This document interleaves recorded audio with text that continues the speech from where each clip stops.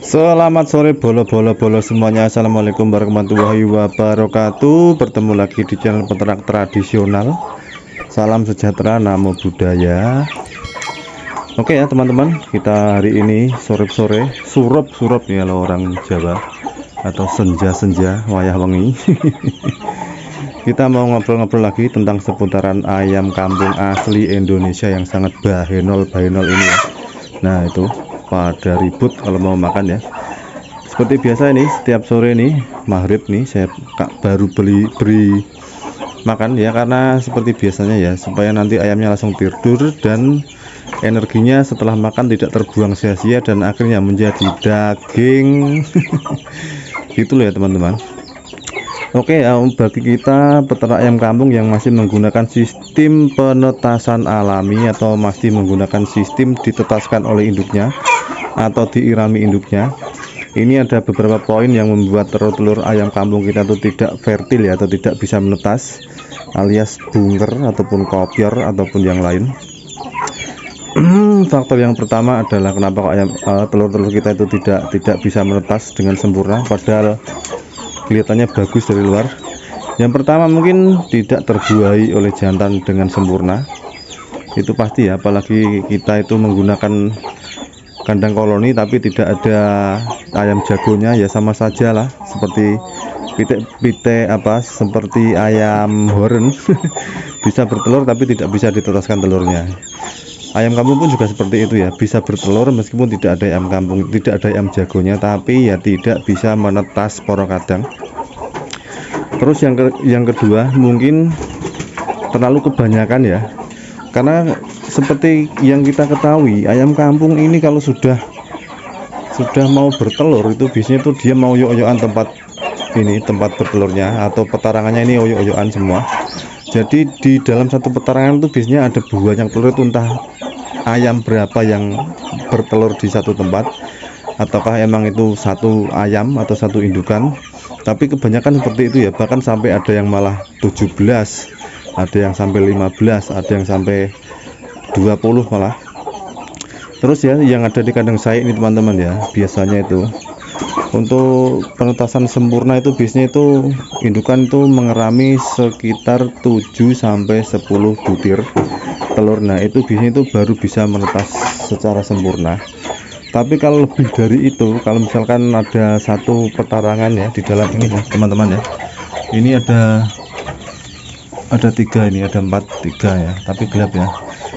Tapi bisa satu petarangan ada sekitar 10 sampai 15 butir. Nah dipastikan itu bisnisnya yang menetas ya hanya sekitar 8 sampai 9 lah ya, karena emang untuk suhunya mungkin ayam kampung ini tidak bisa menghangatkan semua telur-telurnya ya, karena emang mungkin terlalu banyak. Terus juga dekapannya ini tidak terlalu lebar, suhunya itu tidak terlalu panas.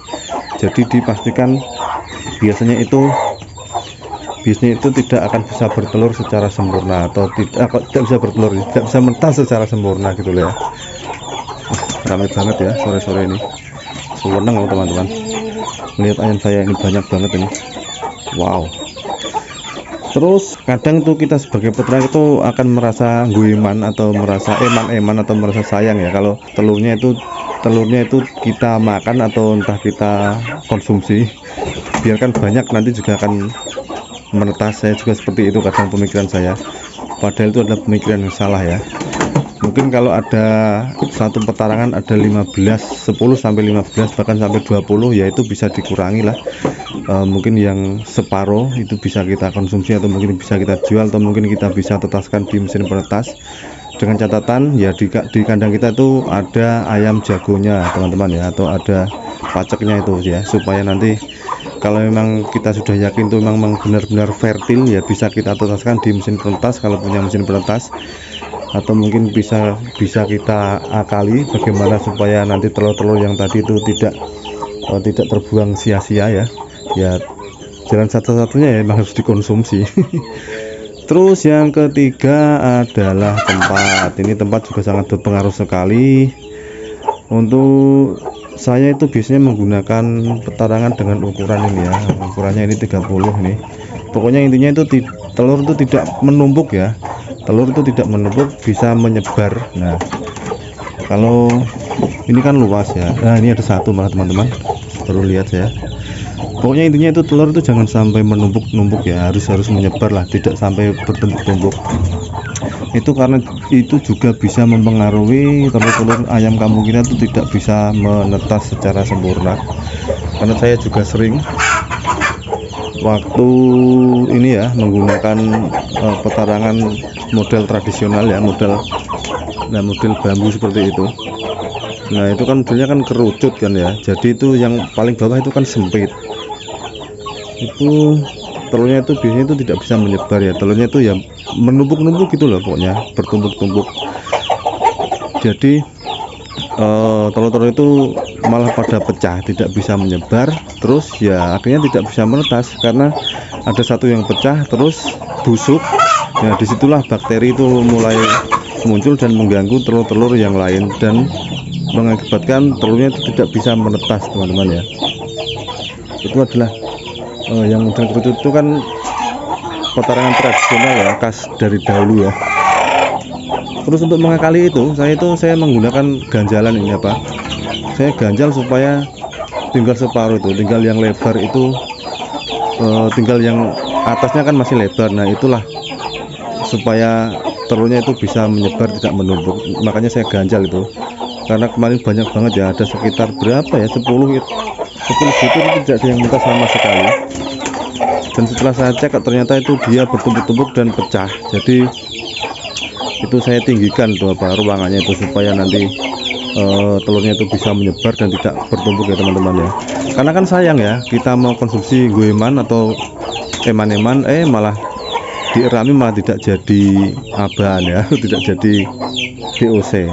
Ya udah, kita maunya cepat mendapatkan DOC yang banyak, malah hanya salah tempat bertelur saja itu sudah membuat telurnya itu tidak berguna ya, alias busuk atau bunker atau kopior kalau orang sini itu menyebutnya.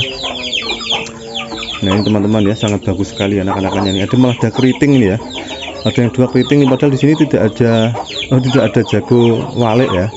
Nah, ini ada 2 anaknya keriting. Ini anaknya ayam itu sudah lincah-lincah ya, sudah mulai tidur di atas pangkringannya nih ya. Kecil-kecil lucu-lucu nih, rambutnya keriting. Sangat suka, saya suka. Terus ada lagi faktor saling berebut. Nah, saling berebut nih sering sekali kita jumpai pasti di kandang kita, yaitu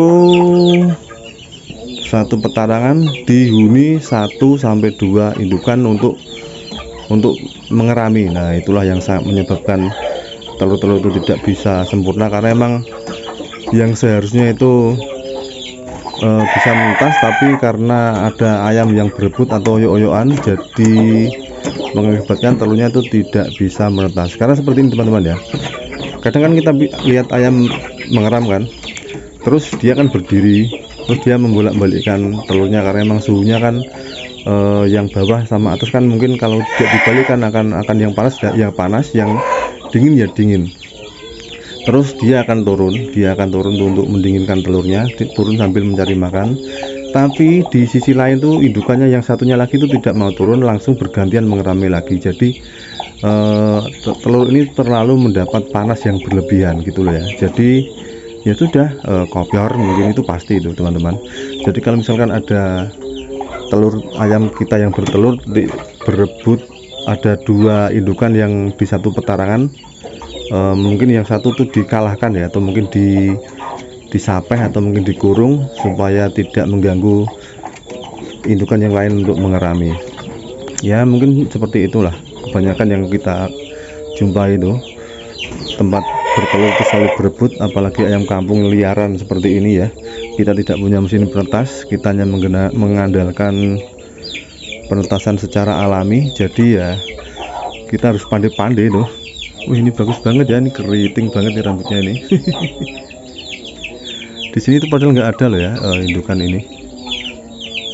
Nah, oke ya, mungkin demikian tadi teman-teman ya, penyebab telur-telur kita itu tidak bisa menetas secara sempurna, padahal di kandang ada pejantan ada pejantan tapi kok tidak bisa menetas. Mungkin itu tadi permasalahannya, mungkin bisa dicek di kandang teman-teman semuanya, atau ada yang seperti yang walah haba nih, atau mungkin ada masalah seperti yang saya alami ini, yang kita alami bersama mungkin. Oke, mudah-mudahan bermanfaat video kita hari ini ya, ngobrol-ngobrol tentang seputar ayam kampung. Mudah-mudahan ini bisa membuat teman-teman termotivasi untuk selalu berinovasi dalam mengembangkan peternakan ayam kampungnya. Dan sampai bertemu lagi di lain kesempatan, masih tetap di channel peternak tradisional. Wassalamualaikum warahmatullahi wabarakatuh.